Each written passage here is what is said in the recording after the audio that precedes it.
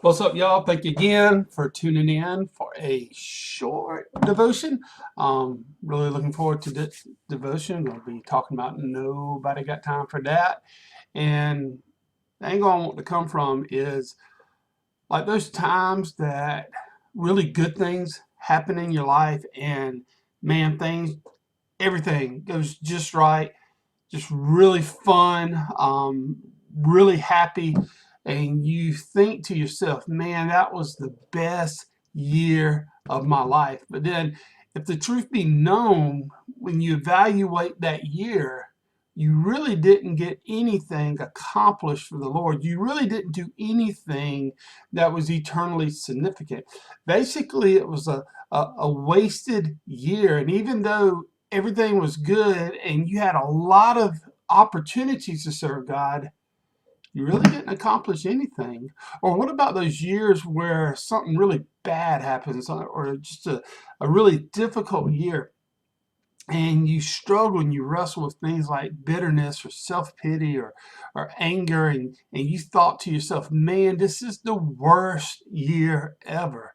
But if the truth be known, if you stop and evaluate that year, there was many opportunities to do and accomplish things that honored God, to do and accomplish things that would be eternally significant. And there was a lot of opportunities for this or that year to have a lot of good stuff in it, but you didn't take advantage of it, or I didn't take advantage of it. And that leads me to the book of Ephesians, chapter 5, verse 16. And it tells us, it instructs us to make the most of every opportunity because the days are evil. In other words, our calling as followers of Jesus is to take each moment and use each moment to glorify God to the best of our abilities. And one thing that we struggle with is the attitude of, I'm going to serve Jesus. I want to serve Jesus, but I just got a couple of things I need to do real quick. And whatever those couple of things are, they come before serving Christ. Those couple of things could be things that happen everyday tasks. They could be unusual distractions, like we talked about earlier, where something really good happens or something really bad happens. But before we ever make a decision to put off serving our King, let us consider what Colossians chapter 3, verse 17 tells us. It says to serve Jesus with whatever we're doing. Whatever we're doing, taking that and serving Jesus with it. So in the mundane things of life that happens all the time, we serve Jesus with those things. With the easy times, we serve Jesus with those things. In the challenging or even the heartbreaking times, we serve Jesus with those things. Never, ever, we never serve Jesus after certain things. Because according to Colossians 3:17, we're supposed to serve Jesus with those things. Not after those things, but with those things. So we use everything to serve Jesus. That includes worry too. I know many times we stop serving the Lord because we're waiting to find something else. We stop serving the Lord because we have unanswered questions. And I understand how frustrating it can be to have these unanswered questions, but be productive while you wait.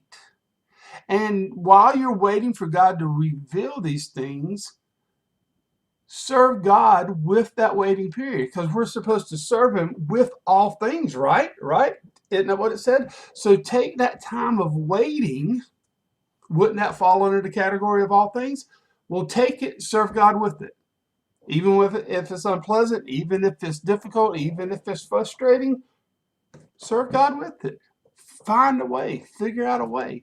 And as a result, even in times of worry, serve God with it, because after all, what does worrying do?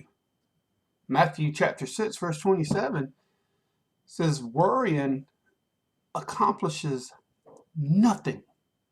So in the words of the great theologian Bobby McFerrin, don't worry, be happy. Or in the words of that great hymn writer, John Sammis, we have to trust and obey, even in those times of uncertainties. This is not a common type of focus. This is not a common type of effort. A lot of times when we focus on Jesus and we serve him in good times and bad times and all the times and with everything, there's people who look at our lives and think, man, that's so inconvenient. Man, that's unnecessary. And that's not something that's new. That's something that has always happened. Matter of fact, the Bible says in 1 Peter chapter 4, verse 4, that most people will not only be surprised that you're not wasting your life on temporary pleasures, but that they will actually criticize you and talk trash about you for being so committed and so focused to living a life for Christ. This verse in 1 Peter gives us a heads up that when we live a purpose-driven life and we cause all these other things that are the most important things to the people around us, when we live a purpose-driven life and we put those things in the back seat and put our God-given calling in the front seat, that other people probably won't understand and they'll actually criticize us for that. But don't let that discourage you. And don't let all these other things distract you from the ministry that God has called you to. I don't care how good those things are. I don't care how bad those things are that come our way. Don't waste even one day not serving and not honoring the Lord. Because Ephesians tells us that the days are evil and ain't nobody got time for that.